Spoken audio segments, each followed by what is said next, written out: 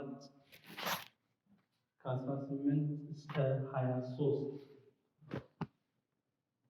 እንዲህ ይላል። ደቀ መዛሙርቱም ለዮሐንስ እነዚህን ሁሉ አወሩ። ዮሐንስም ከደቀ መዛሙርቱ 2 ወደ እርሱ ጠርቶ የሚመጣው አንተ ነህን ወይስ ሌላውን እንጠብቅ ብሎ ወደ ኢየሱስ ላከ። ሰዎቹም ወደ እርሱ መጥተው መጥምቁ ዮሐንስ የሚመጣው አንተ ነህን ወይስ ሌላውን እንጠብቅ ብሎ ወደ አንተ ላከን አሉት። በዚያ ሰዓት ከደዌና ከስቃይ ከክፉዎች መናፍስትም ብዙዎችን ፈወሰ። ለብዙ ዕውሮችም ማየትን ሰጠ። ኢየሱስም መልሶ ሄዳችሁ ያያችሁትን የሰማችሁትን ለዮሐንስ አውሩለት። ዕውሮች ያያሉ፣ አንካሶችም ይሄዳሉ፣ ለምጻሞችም ይነጻሉ፣ ደንቆሮችም ይሰማሉ፣ ሙታንም ይነሳሉ፣ ለድሆችም ወንጌል ይሰበካል። በእኔም የማይሰናከለው በእኔም የማይሰናከለው ሁሉ ብፁዕ ነው አላቸው ይላል። ሃሌሉያ አሜን። በዚህ ክፍል የምንመለከተው ምንድነው?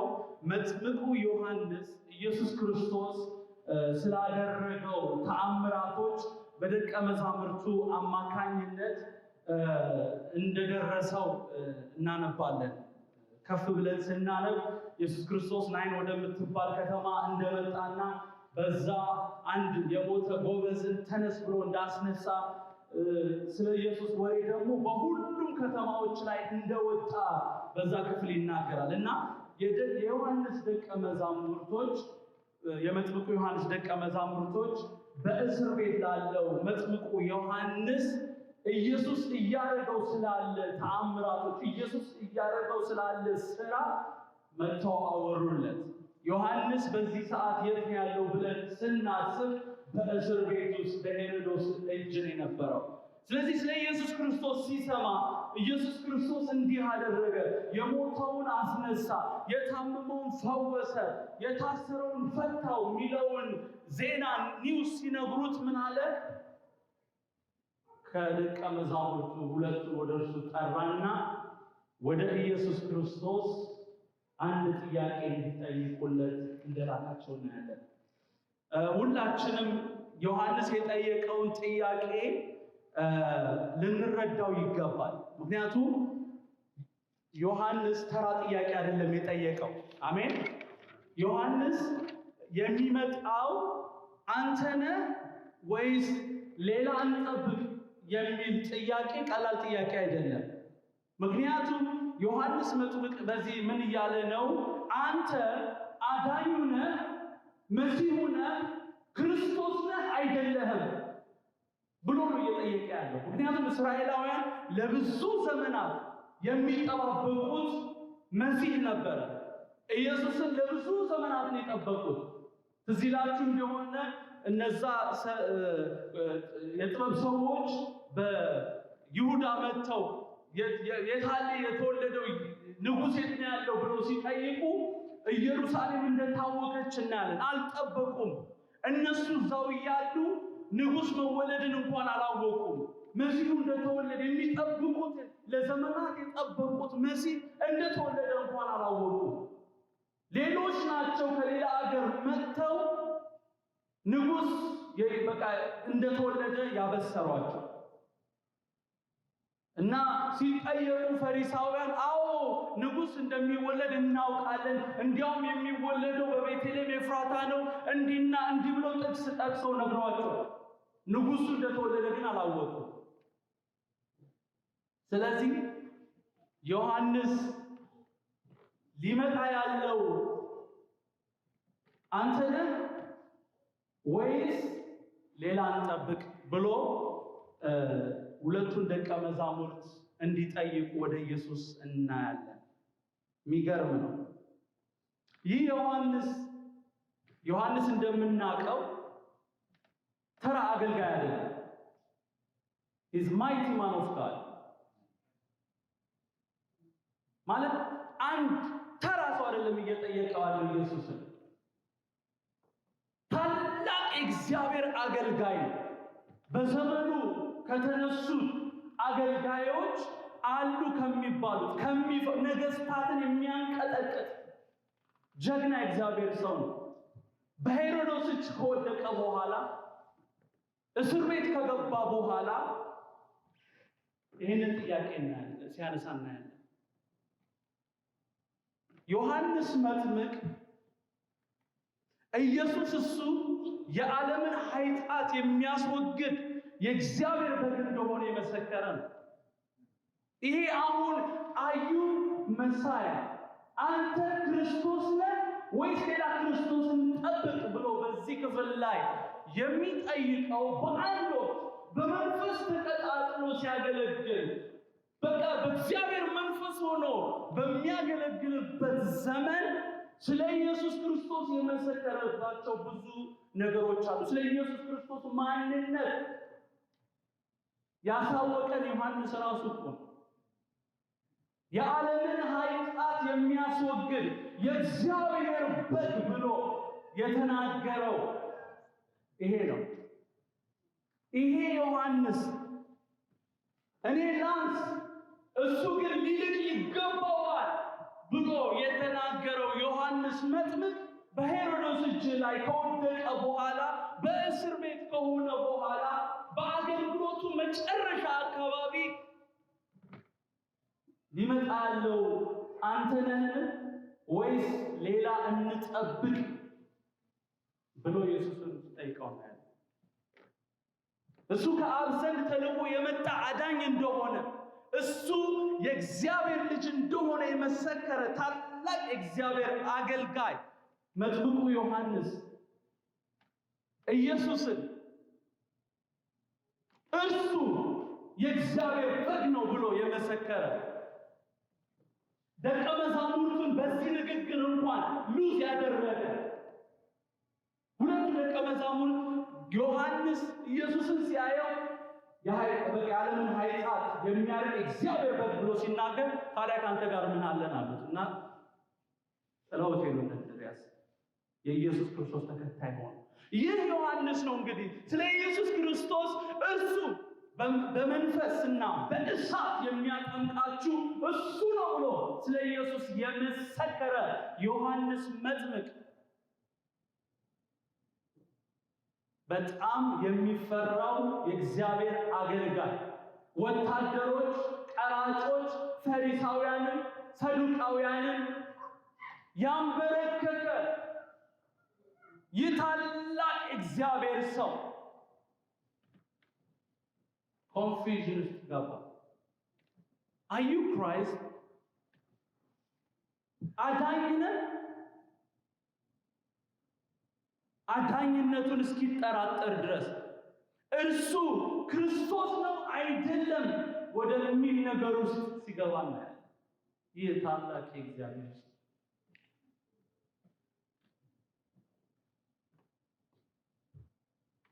ይህ ታላቅ እግዚአብሔር ሰው ስለ ኢየሱስ ክርስቶስ እንዳልመሰከረ እሱ የዓለም አዳኝ እንደሆነ እኔ አላወቅሁትም ነበር። ነገር ግን በውሃ አጠምቅ ዘንድ የላከኝ እሱ መንፈስ በሱ ላይ ሲቀመጥ የምታየው በእርግብ አምሳል መንፈስ ቅዱስ በሱ ላይ ሲያርፍ የምታየው እርሱ መሲሁ ነው ብሎታል። እርሱ ከአብ ዘንድ የተላከ የዓለምን ሁሉ ኃጢአት የሚያርቀው የጌቶች ጌታ የአማልክት አምላክ እንደሆነ እርሱን የነገረኝ ግን አላወቅሁም ነበር። ዳሩ ግን የላከኝ እንዳገለግል የላከኝ ከሱ በፊት ወጥቼ መንገድን እንድጠርግ የላከኝ አምላክ ስለሱ ማንነት ነገረኝ ብሎ የመሰከረው ዮሐንስ መጥምቅ በእስር ቤት በሄሮድስ እጅ ሲገባ ቢያይ አይወጣም። በስጋ እንኳን ዝምድና አለው እኮ ከኢየሱስ ጋር ቢያይ አይወጣም። ታዲያ እሱ አዳኝ ከሆነ እንዴት ነው አያድነኝም ይመስላል ጥያቄ።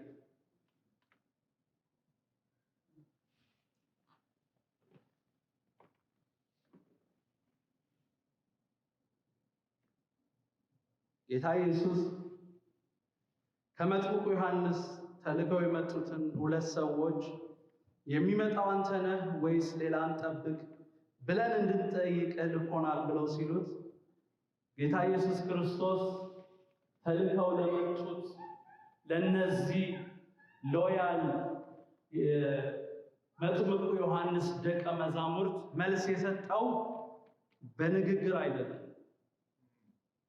ማንነት ጥያቄ ነው። የማንነት ጥያቄ ነው። አዩ ክራይስት ብሎ የሚጠይቀው እንደነገርኳችሁ ተራ ሰው አይደለም። ሂዝ በጣም ኢንፍሉዌንሻል የሆነ አገልጋይ ነው። እንዲያውም በአንድ ወቅት አንተ ክርስቶስ ነህ ብሎ እንኳን ጠይቀውታል። አይደለውም ሲላቸው አንተ ማን ኤላጃ ነህ ማን ብሎ የተጠየቀ ሰው ነው። ይሄ ተራ ሰው አይደለም። በዛ ላይ የሱ ደቀ መዛሙርት የነበሩ አሁን ደግሞ የኢየሱስ ክርስቶስ ደቀ መዛሙርት የሆኑ እነ እንድርያስ ይሰማሉ ኢየሱስ ይሄ ጥያቄ ሲጠየቅ። በዚህ ዮሐንስ ደቀ መዛሙርት አሉ፣ በዚህ የኢየሱስ ክርስቶስ ደቀ መዛሙርት፣ ድሮ ደግሞ የዮሐንስ ደቀ መዛሙርት ያነበሩም አሉ። እዚህ ቀላል ጥያቄ ያለ ከባድ ጥያቄ ነው ኢየሱስ ላይ የመጣ በአገልግሎቱ መጨረሻ he was confused.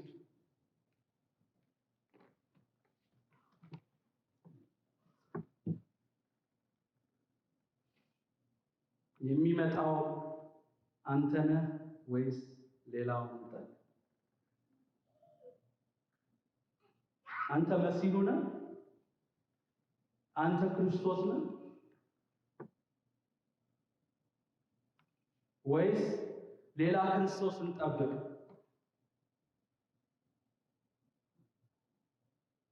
መጥምቁ ዮሐንስ ኢየሱስ ክርስቶስን ፌስ ቱ ፌስ የማግኘት እድል ነበር፣ አግኝቶታል። በዛን ሰዓት ግን እንደዚህ አይነት ጥያቄ ሲጠይቀዋል። እስር ቤት ሳይገባ በፊት በሄሮድስ እጅ ሳይወድቅ በፊት ኢየሱስ እንኳን ወደሱ መጥቶ ሊጠመቅ መጥቶ ኖ እኔ ባንተ ልጠመቅ ይገባኛል እንጂ እኔማ አንተን አላጠምቅህም ብሎታል ዮሐንስ መጥምቅ። አሁን ግን እስር ቤት ከገባ በኋላ ነገሮች እየከረሩ ሲመጡ ወደ ተስፋ መቁረጥ ሲገባ ይሄ ጥያቄ ሲያነሳ እንመለከታለን። ይህ ስለ ኢየሱስ ክርስቶስ በአገልግሎቱ ዘመን በድፍረት የመሰከረ ታላቅ እግዚአብሔር ባሪያ ይህ በዘመኑ በተሰጠው የአገልግሎት ዘመን የብዙዎችን ሕይወት የቀየረ መጥምቁ ዮሐንስ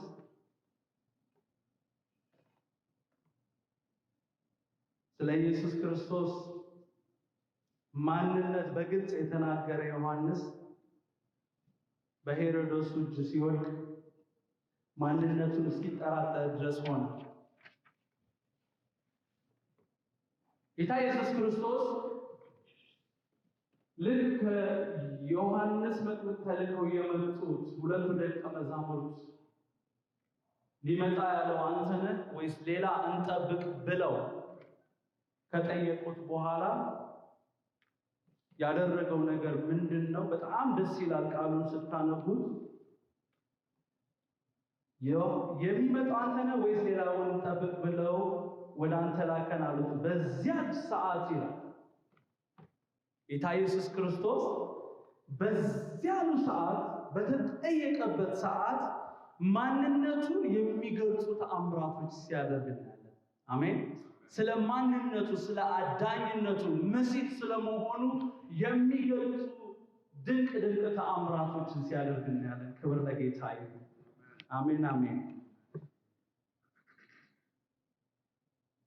በዚያን ጊዜ ኢየሱስ ብዙ ሰዎችን ከበሽታ ከደዌና ከርኩሳን መናፍስት ፈወሳቸው፣ የብዙ ዓይነ ስውራንንም ዓይን አበራ ይላል። በትንቢት ስለሱ የተነገረ ነገር ነው። ትንቢተ ኢሳይያስ 29:18 ላይ ስናነብ እንዲህ የሚል ቃል አለ። በዚያን ቀን ደንቆሮች የመጽሐፍ ቃል ይሰማሉ ይላል። የዕውሮች አይኖች ከጭጋግና ከጨለማ ተለይተው ያያሉ ይላል። ክብር ለጌታ ይሁን። መቼ? መሲሁ ሲገለጥ፣ አዳኙ ሲገለጥ፣ ፈዋሹ ሲገለጥ። አሜን አሜን። የዛን ቀን ደንቆሮ ይሰማል፣ ዕውሩ ማየት ይሆንለታል ተብሎ የተጻፈውን ኢየሱስ ክርስቶስ እዛው ይሄንን ቃል በሚያረጋግጥ መልኩ በፊታቸው ድንቅና ተአምር ሲያደርግ እናያለን። ጌታ ኢየሱስ ክርስቶስ ደግሞ እኮ ነው ያደረገው። ከዛ በፊት እኮ ሲያደርግ ነው የነበረው።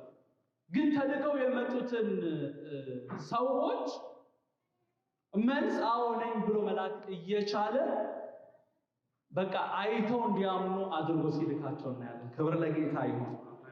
ትንቢተ ኢሳይያስ 35:5-6 ስናይም በዚያን ጊዜም የዕውሮች አይን ይገለጣል፣ የደንቆሮችም ጆሮ ይከፈታል። በዚያን ጊዜ አንካሳ እንደሚዳቋ ይዘላል። መቼ? መሲሁ ሲገለጥ። አሜን። ስለዚህ ኢየሱስ ክርስቶስ እነዚህ ድንቅ ተአምራቶች ሲያደርግ ምንድነው እያላቸው ያለው? መሲሁ ኦሬዲ ተገልጧል፣ መሲሁ ኦሬዲ መጥቷል፣ የሚመጣ ነገር የለም፣ የሚመጣው መጥቷል ሲላቸው እናያለን። አሜን ነው ወይ? የሚመጣው መጥቷል፣ የምንጠብቀው ነገር የለም። እንደመጣ ራሱ ዮሐንስ መስክሯል።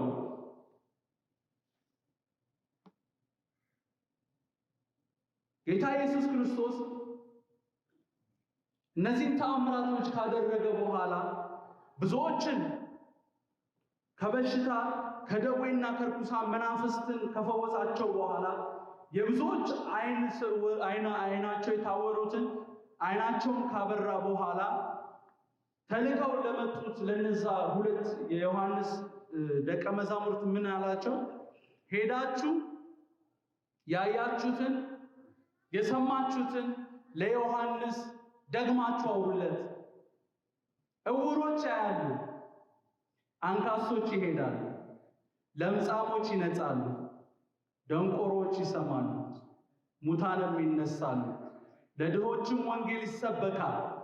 በእኔ የማይሰናከለው ሁሉ ብፁዕ ነው አላቸው። አሜን ነው ወይ? እነዚህ ነገሮች ስለ እኔ የተነገሩ ናቸው። ማንነቴን የሚገልጹ ነገሮች ናቸው። ስለዚህ በእኔ መሰናከል የለብህም ዮሐንስ። እኔ ነኝ ክርስቶስ፣ እኔ ነኝ አዳኝ፣ እኔ ነኝ ፈዋሽ። ይሄንን ልታምን ይገባል። የዮሐንስ ጥያቄ ምንድነው የነበረው? ሊመጣ ያለው አንተ ነህ ወይስ ሌላ እንጠብቅ የሚል ነበር። ጌታ ኢየሱስ አዎ ለዘመናት ስትጠብቁት የነበረው ክርስቶስ እኔ ነኝ ብሎ በቃል መመለስ ሲችል ወዲያው በዚያኑ ሰዓት ያደረገው ምንድነው? ስለ ማንነቱ የሚናገሩ ተአምራቶችን ያደረገው። ክብር ለጌታ ይሁን። አሜን ሃሌሉያ።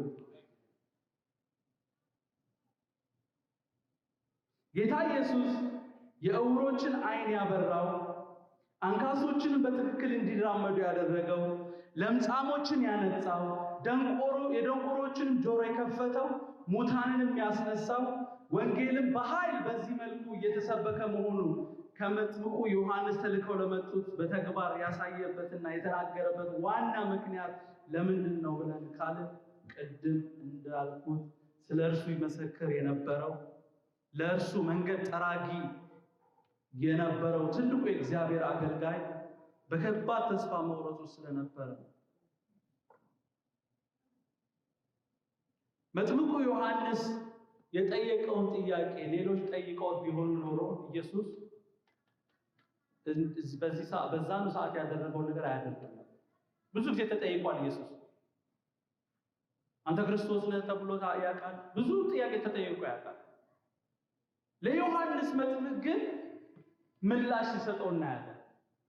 መልስ ሲሰጠው እናያለን። ከዚህ ክፍል የምንማረው ትልቁ ትምህርት ምንድነው? ይህ በዮሐንስ መጥምቅ የደረሰው ተስፋ መቁረጥ ወይ መንፈሳዊ ድካም በማንም ላይ ሊደርስ እንደሚችል doesn't matter how big you are ለዮሐንስ ትልቅ አገልጋይ አልነበር he was mighty man of God በጣም ትልቅ የእግዚአብሔር አገልጋይ ነበር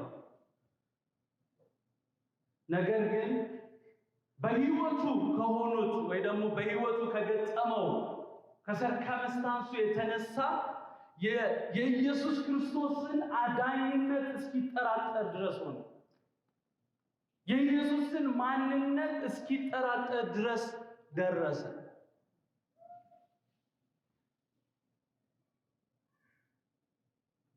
ዛሬ ክፍል እንድናይ የፈለኩበት ዋና ምክንያት ጌታ በዚህ ቃል አልፎ እያንዳንዳችንን ሊናገረን ወደደው እንደሚናገር ስላመንኩ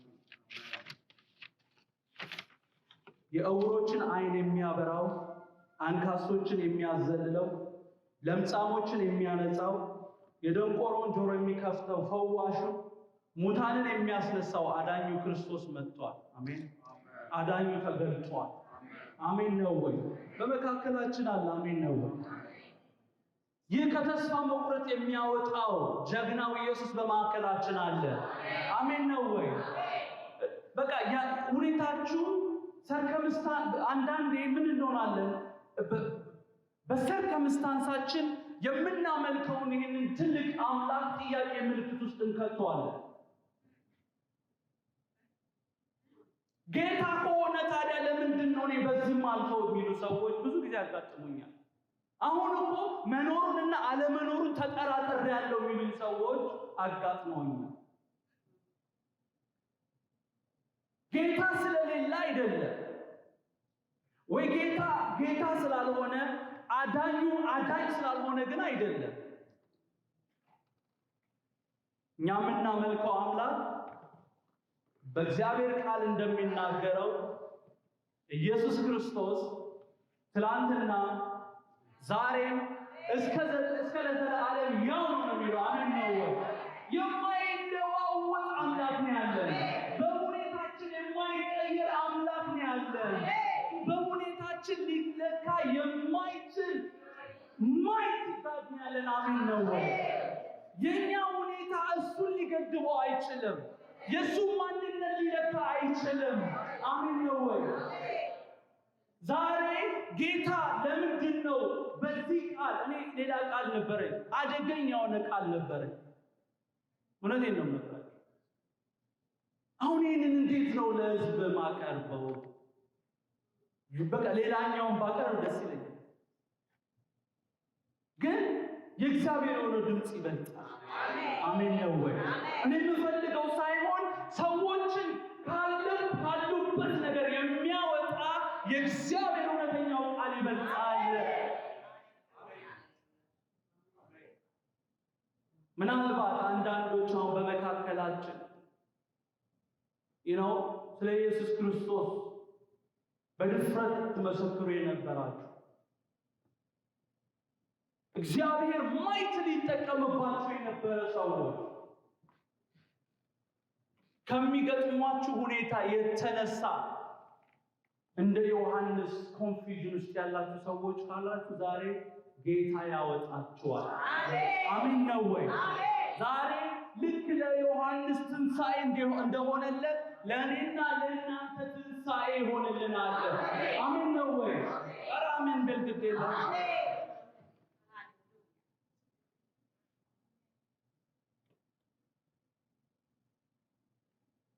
ምናልባት እኔና እናንተ እንደ መጥምቁ ዮሐንስ የኢየሱስ ክርስቶስ አዳኝነት ያልተጠራጠርን ልንሆን እንችላለን are you Christ ብለን ላላልነው ልንሆን እንችላለን ነገር ግን በተለያየ መልኩ ኢየሱስን እንደዚህ የምንለው ሰዎች አሉ where are you ማለት ራሱ የት ነህ ማለት ራሱ መጠራጠር ነው አምላክነቱን መጠራጠር ነው አዳኝነቱን መጠራጠር ነው ችሎታውን መጠራጠር ነው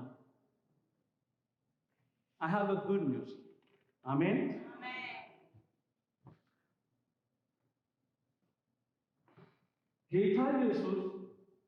ጌታ ኢየሱስ በዮሐንስ ላይ ሲቆጣ ነው ቤት እንደዚህ አይነት ጥያቄ ይጠይቃል። ስለኔ እንዳልተናገረ ስለኔ እንዳልመሰከረ አዳኝነቴን እንዳላወራ እንዴት እንደዚህ አይነት ጥያቄ እንዴት የወረደ ጥያቄ ይጠይቃል? ይሄን ከሱ አልጠብቅም ማለት ነው። ጌታ ከማንም በላይ ሁኔታችንን ይረዳል። አሜን ነው ወይ? ያለንበትን ሲቹዌሽን ሰዎች ላይረዱን ይችላሉ።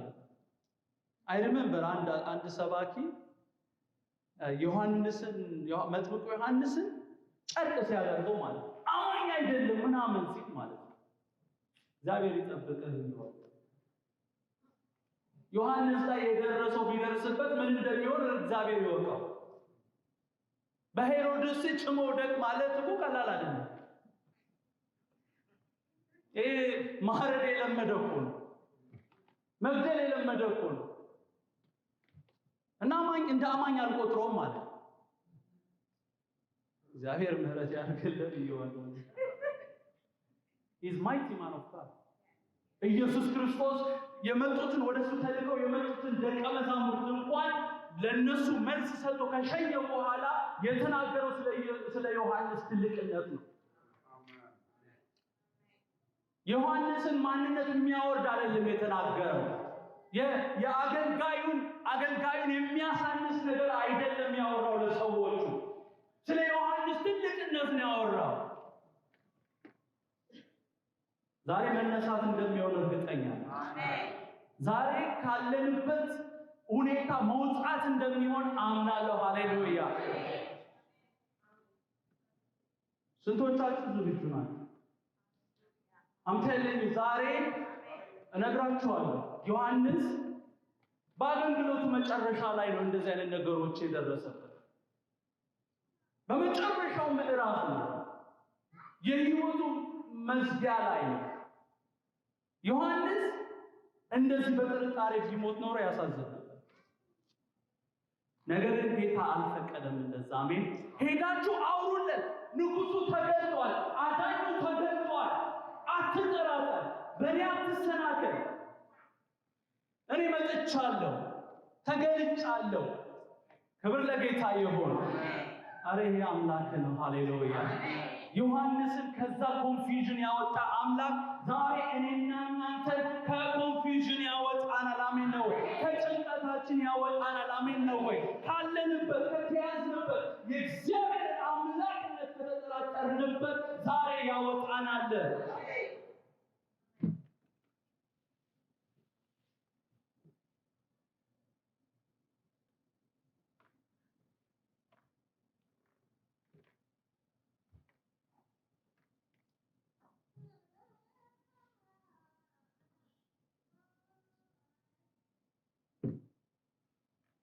ሃሌሉያ። ዛሬ እኔ ይሄንን ላበስራችሁ ነው በዚህ የቆምኩት። አሜን ነው። አምላክ የምናመልከው ጌታ ተጠቅሞ የሚጥል አምላክ አይደለም። አሜን ነው። ኦልሬዲ እኮ ዮሐንስ አገልግሎቱን ጨርሷል። ከተወሰነ ምዕራፍ በኋላ እኮ ይሞታል አይደል? ስቲል ግን ጌታ ኢየሱስ ክርስቶስ ተስፋ የቆረጠውን ዮሐንስ መጥምቅን ተስፋውን ሲያድስለት እናያለን። ክብር ለጌታ ይሁን። አሜን ነው ወይ? ዛሬ ተስፋችን ይታደሳል። አሜን ነው ወይ? ሃሌሉያ። በዚህ አጋጣሚ አንድ መልእክት ማስተላለፍ ፈልጋለሁ። በዚህ ጉባኤ ላለን ሃሌሉያ፣ ይህንን ቃል እየተዘጋጀው ስለዚህ ያሰብኩኝ በውስጤ የመጣው ቃል አንድ ነው። ሃሌሉያ። ስንቶቻችን ጌታ ኢየሱስ ክርስቶስ ዳግመኛ እንደሚመጣ ጌታ ኢየሱስ ክርስቶስ አማኞችን ለመውሰድ ሳይሆን የተዘጋጁትን ሊወስድ እንደሚመጣ ስንቶቻችን እናውቅ? ጌታ ኢየሱስ ክርስቶስ አማኞችን ሊወስድ አይደለም የመጣው። የተዘጋጁትን ነው የሚወስደው።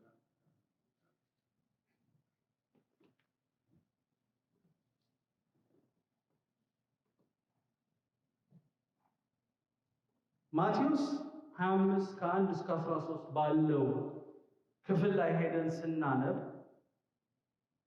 በዛ ክፍል ላይ አንድ የምናነበው ነገር አለ። ሙሽራውን ሊቀበሉ የተመረጡ ወይ ደግሞ ሊቀበሉ የወጡ ጌታ ኢየሱስ ክርስቶስ በምሳሌ የተናገረው 10 ቆነጃጅት እንደነበሩ ይናገራል። ከነዛ 10ዎቹ 5ቱ ሰነፎች ይላቸዋል፣ 5ቱ ደግሞ ለባሞች ይላቸዋል። ሰነፎቹ መብራት እንደ ብልሆቹ መብራት ቢይዙ ዘይት ግን እንዳልያዙ፣ ለባሞቹ ግን መብራታቸውና በማሰሯቸው ዘይት እንደያዙ ይናገራል። በሰነፎቹ መካከልና በለባሞቹ መካከል ያለው ልዩነት ምንድነው ብለን ካልን ሰነፎቹ ተጨማሪ ዘይት አልነበራቸው፣ ማሰሮ አልያዙ።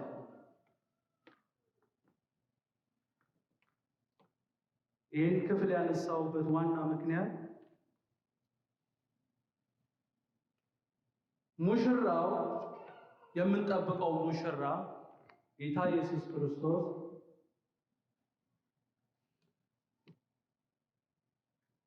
እነዚህ ሰዎች ቀድሞ ማድረግ የሚገባቸውን ነገር ቀድሞ ባለማድረጋቸው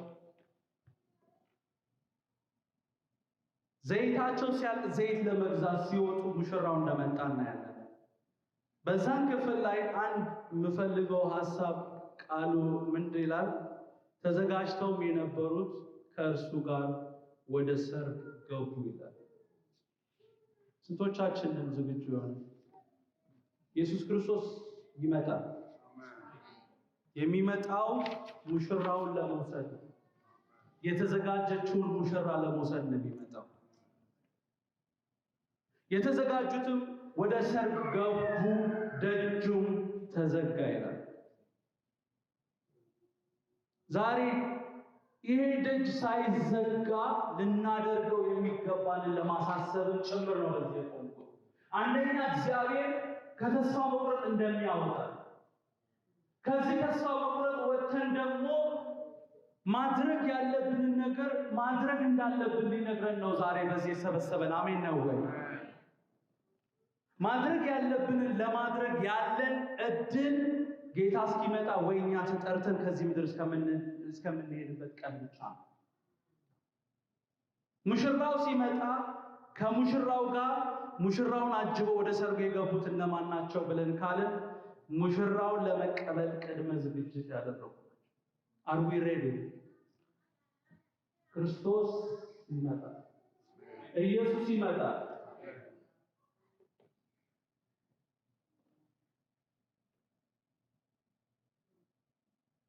በተሰጣቸው የዕድሜ ገደብ የተሰጣቸውን ተልእኮ በትክክል የፈጸሙት ናቸው። ሙሽራው ሲመጣ ከሙሽራው ጋር አብረው የገቡ ከገቡ በኋላ ደጅ ተዘጋ።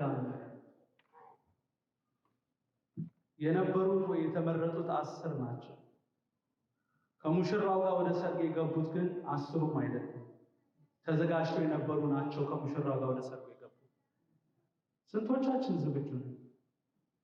ጌታ ኢየሱስ ክርስቶስን በአየር ላይ ለመቀበል ያ በክብር የሚመጣው በመላእክት በእልፍ አእላፍ መላእክት ታጅቦ የሚመጣው ጌታ ኢየሱስ ክርስቶስን ለመቀበል ስንቶቻችንን ተዘጋጅተን እየጠበቅን ያለን?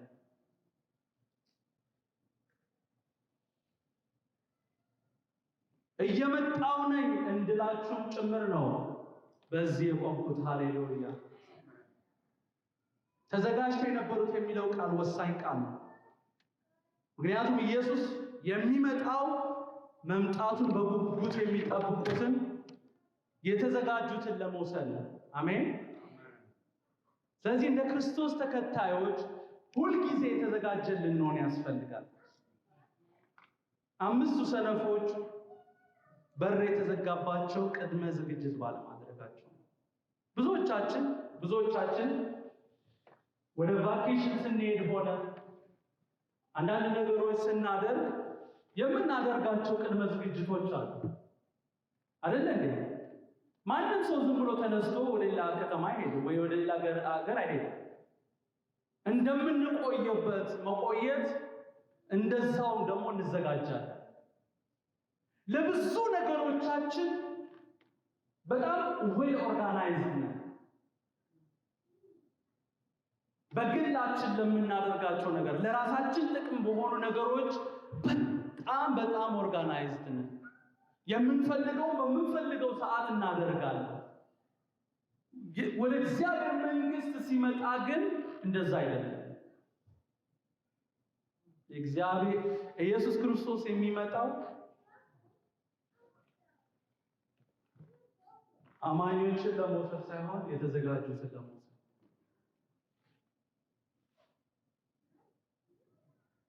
አማኝ ልንሆን እንችላለን፣ ግን ካልተዘጋጀን ትቀራለህ። ካልተዘጋጀሽ ትቀሪያለሽ። የኢየሱስን ክርስቶስ መምጣት የረሳን ይመስላል። ኢየሱስ ክርስቶስ ዳግመኛ እንደሚመለስ የዘነጋን ይመስላል።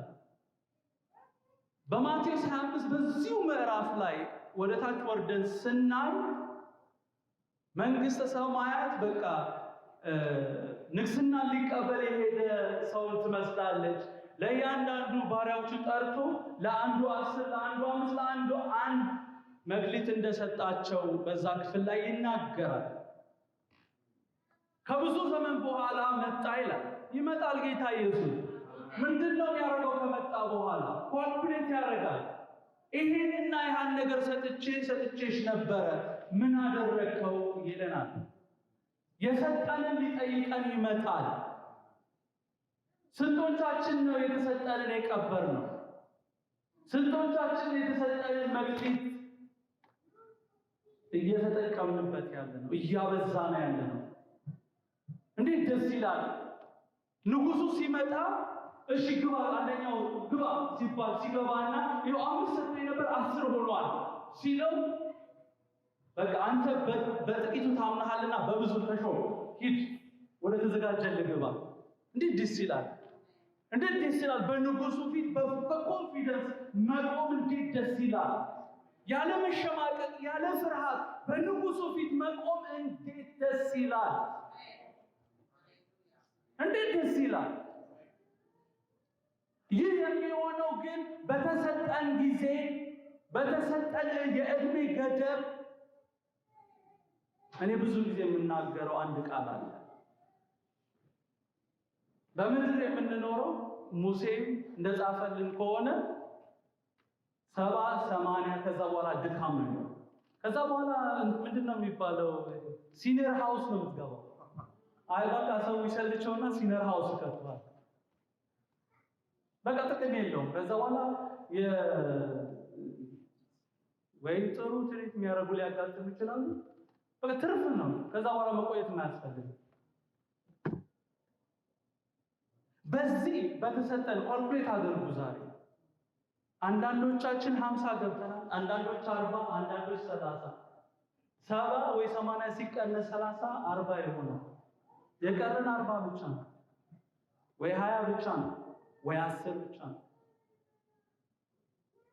በዚህ የተሰጠን የዕድሜ ገደብ ምን ያደረገ ለእግዚአብሔር መንግስት ያደረግነው ኮንትሪቢዩት አለ ወይ? ለተሰጠን ነገሮች ምን ያህል ነን ታማኞች? እኔ ፈለኩት በቃ የዮሐንስን ሐሳብ ተናግሬ ብቻ መሄድ ነበር። ኖ እሱን ብቻ ሳይሆን ይህንንም ትናገራለህ ስለተባልኩ ነው የምናገረው። አር ዊ ሬዲ እያለ ነው። እኔ ራሱ አሁን ብመጣ ተዘጋጅተሃል ወይ? ራእይ ላይ እኮ በቶሎ እመጣለሁ ነው የሚለው። ኢየሱስ ክርስቶስ እንደሚመጣ ልንዘነጋ በሉቃስ 12:35-40 ያለውን ቃል እናነብና በዛ ሐሳብ ጨርሳለሁ። ኢቭን ኢየሱስ ክርስቶስ በማቴዎስ ምዕራፍ 25:13 ላይ ሲጨርስ እንደዛ ነው ያደረገው። ተዘጋጅተን እንድንጠብቅ ነው የሚነግረን። ሰዓቱንና ቀኑን አታውቁም ብሎ ነው የሚነግረን። ሉቃስ 12:35-40 እንደዚህ የሚል ቃል አለ። በጣም ወደው ክፍል ነው። በጣም እንዲህ ይላል፣ ወገባችሁ የታጠቀ መብራታችሁ የበራ ይሁን። አሜን በሉ። ጌታ ኢየሱስ ነው የተናገረው። የተናገረውም ለሕዝቡ ሊሰማው የመጣው ሊያጋፋው የመጣው ሕዝብ አይደለም። ይሄንን ምሳሌ የተናገረው ለደቀ መዛሙርቱ ለእሱ ለሆኑት እርሱን ለመከተል ለቆረጡት ሁሉን ነገራቸው ትተው ለተከተሉት ለደቀ መዛሙርት ነው እየተናገራቸው ያለው። ምን አላቸው? ወገባችሁ የታጠቀ መብራታችሁም የበራ ይሁን። እናንተም ስፔሲፊክሊ ነው የሚናገረው። ዛሬ ደግሞ ለኛ እናንተም ጌታቸው መጥቶ ደጁን ሲያንኳኳ ወዲያው እንዲከፍቱለት ከሰርግ እስኪመለስ ድረስ የሚጠብቁት ሰዎችን ምሰሉ ይላል። ስንቶቻችንን በመጠባበቅ ሕይወት የምንኖር? ጌታ ኢየሱስ ክርስቶስ ይመለሳል። በክብር ይመለሳል። በክብር በመላእክት ታጅቦ እልፍ አእላፍ መላእክት ታጅቦ በክብር ይመጣል። ሃሌሉያ! ጌታቸው ሲመጣል፣ ሃሌሉያ! ጌታቸው በመጣ ጊዜ ሲተጉ የሚያገኛቸው እነዛን ባሪያዎች ብፁዕ ናቸው። ሲያወሩ የሚያገኛቸው አይደለም። በራሳቸው ነገር ቢዚ ሲሆኑ የሚያገኛቸው አይደለም። በእግዚአብሔር በሆነ ነገር ላይ ቢዚ ሲሆኑ የሚያገኛቸውን፣ አሜን ነው ወይ? ሲጸልዩ የሚያገኛቸውን፣ ሲመሰክሩ የሚያገኛቸውን፣ ከእሳት ሲነጠቁ የሚያገኛቸውን፣ አሜን ነው ወይ? እስከ መቼ ተራ ሕይወት ኖረን ብዙ እየጠፉ ነው። በዚች ምድር ላይ እግዚአብሔር አምባሳደር አርጎ አፖይንት አርጎ የሾመው አንቺና አንተን ነው። በእግዚአብሔር የምንታወቀው እኛ ነን። ምድርን አሳልፎ ለሰው ሰጠ ማለት ለሰው ይሄ ለሞተው ሰው አይደለም እኮ ሕያውን እስትንፋሱን ሼር ላደረገው ሰው እኮ ነው። እግዚአብሔር የሚያውቀው ሕያው የሆኑትን ነው። ሕያው የሆኑት ማለት በልጁ በኢየሱስ ክርስቶስ የዳኑትን ነው የሚያውቀው። እነሱንም ነው የሚጠይቀው ምን አደረክ ብሎ። ካናዳን ቶሮንቶን አሳልፌ ሰጥቼ ነበረ፣ ምን አደረክ? በዚያች ከተማ 20 ዓመት ተቀመጥ፣ 10 ዓመት ተቀመጥ፣ 2 ዓመት ተቀመጥ፣ ምን ሰራ? ለአንድ ሰው መስክረሃል? አምባሳደር ብዙ ጊዜ የምንነው ነገር አለ እኮ I'm chosen generation፣ እኔ የተመረጠ ትውልድ ነኝ። ግን የተመረጥከው እኮ ካህን እንድትሆን፣ ሰውን ከእግዚአብሔር ጋር እንድታስታርቅ። እግዚአብሔር እንዴት ከጨለማ ወደሚደነቅ ብርሃን እንዳወጣ እንድትናገር እኮ ነው እንጂ እንድትቦስትበት አይደለም። I'm a child of God እንድትል አይደለም። Prove it if you are a child of God። ፍቅር አለህ ወይ? አይደል እንዴ? I'm chosen generation ምናምን። ጴጥሮስን ስታነበው ግን የእርሱን ደግነት እንድትናገር።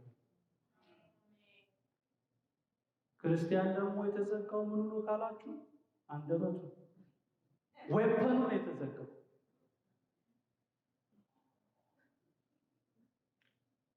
እንድትናገሩ ነው የሚለው። እናንተ የክርስቶስ አምባሳደሮች ናችሁ። አንድ አምባሳደር አገሩ የሰጠችውን ተልእኮ በትክክል ካልተወጣ ምንድን ነው የሚያደርገው? ሳክ ነው የሚያደርገው። ወደ ሀገር ቤትና ይሉትና ወይ አሜሪካ ከነበረ ወይ ሳውት ሱዳን ይሉታል።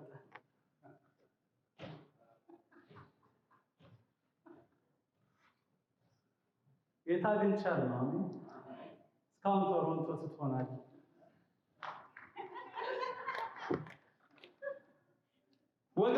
የታጠቀ መብራታችሁም የበራ ይሁን። እናንተም ጌታቸው መጥቶ ደጁን ሲያንኳኳ ወዲያው እንዲከፍቱለት ከሰርግ እስኪመለስ ድረስ የሚጠብቁትን ሰዎች ምሰሉ። ጌታቸው በመጣ ጊዜ ሲተጉ የሚያገኛቸው እነዚያ ባሪያዎች ብፁዕ ናቸው። እውነት እላችኋለሁ ታጥቆ በማዕድ ያስቀምጣቸዋል፣ ቀርቦ ያገለግላል። ስንቶቻችሁ በጌታ መገልገል ትፈልጋላችሁ? ጌታ ቤታችሁን እንዲያገለግል፣ ልጆቻችሁን እንዲያገለግል፣ ቤተክርስቲያንን እንዲያገለግል፣ ቶሮንቶን እንዲያገለግል ትጋት ይጠይቃል። ስንተጋ ነው ጌታ የሚያገለግል? ይህን ግን ወቁ፣ ባለቤት በምን ሰዓት ሌባ እንዲመጣ ቢያውቅ ኖሮ በነቃ፣ ቤቱም እንዲቆፈር ባልፈቀደ ነበር። እናንተም ደግሞ ተዘጋጅታችሁ ኑሩ። ፓክ አድርጋችሁ ማለት ነው። ትዝ ይላችኋል እስራኤላውያን ፋሲካ እንዴት ነው ያከበሩት? ጀለቢያ ለብሶ ምናምን አይደለም፣ እንደ ድሮአቸው ነው። ሰንደላቸውን አድርገው ሬዲ ነበሩ ቴክ ኦፍ ለማድረግ። በጉን ግን ጥጥል አድርገው የበሉት በቃ ሬዲ ሆኖ እግዚአብሔር ራሱ ሆኖ ኮማንድ ያደረጋቸው ተዘጋጅታችሁ ለባብሳችሁ። ሙሽራውንም እንደዛ ሆነ እንድንጠብቀው ነው የተጠራነው። እናንተ ደግሞ ተዘጋጅታችሁ የሰው ልጅ በማታስቡበት ሰዓት ይመጣልና። የሰው ልጅ ይመጣል፣ ጌታ ኢየሱስ ይመጣል። አንዳንዶቹን መጽሐፍ ላይ ስናነብ፣ ራእይ ላይ ስናነብ አንዳንዶቹን እመጣብሃለሁ ነው የሚላቸው። ለአንዳንዶች ይመጣልናል፣ ለአንዳንዶች ደግሞ ይመጣባቸዋል። ደብቁን ነው የሚሉት እኮ እሱ ሲገለጥ። ኮረብታዎችን ውደቁብን ነው የሚሉት እኮ። ሞትን ሁሉ ይፈልጋሉ አያገኟትም ይላል መጽሐፍ ቅዱስ። ንጉሱ ይመጣል፣ ንጉሱ ይመጣል። ቅዱሳን ወገባችሁ የታጠቀ መብራታችሁ የበራ ይሁን የሚለውን ቃል ልንገራችሁና በዚህ ጨርሳለሁ። ወገባችሁ ይታጠቅ የሚለው የወገብ መታጠቅ የሚያሳየው ወይ የሚያመላክተው ምንድነው? ዝግጁነትን፣ ሬዲነስ ነው። ሬዲነስ ወገባችሁ የታጠቀ ይሁን ማለት ቢሬዲ ማለት ነው። መብራታችሁ የበራ የሚለው ቃል ደግሞ መንቃትን ነው የሚያሳየው፣ አለመተኛታችንን ነው የሚያሳየው። አሜን ነው ወይ? ሁላችንም በእግሮቻችን እንቆማለን።